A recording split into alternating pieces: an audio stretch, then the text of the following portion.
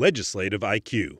Increase your legislative intelligence with Florida's policy, budget, and campaign monitoring service. Subscribe today at legislativeiq.com.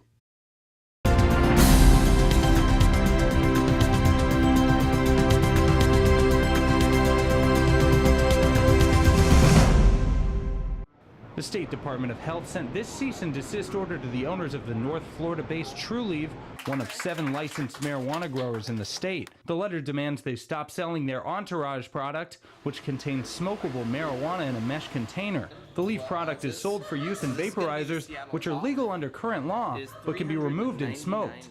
The Medical Marijuana Business Association says if legislators had passed guidelines this session, there'd be less confusion for growers and the public.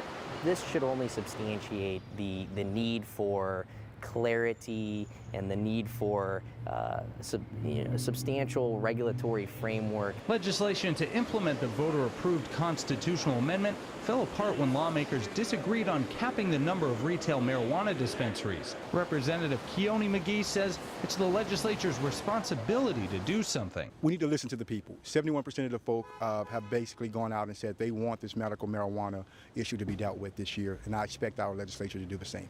State legislators could be greeted by these signs sooner rather than later. The House Speaker says he favors coming back, and the Senate President has sent mixed signals. If lawmakers don't come back, the association says there's a good possibility gray areas in the current law would result in even more cases like Trulieve improperly dispensing the drug. We will be left with questions unanswered and potentially more wrongful practices in distribution. Governor Rick Scott says he's considering his options when it comes to calling for a special session.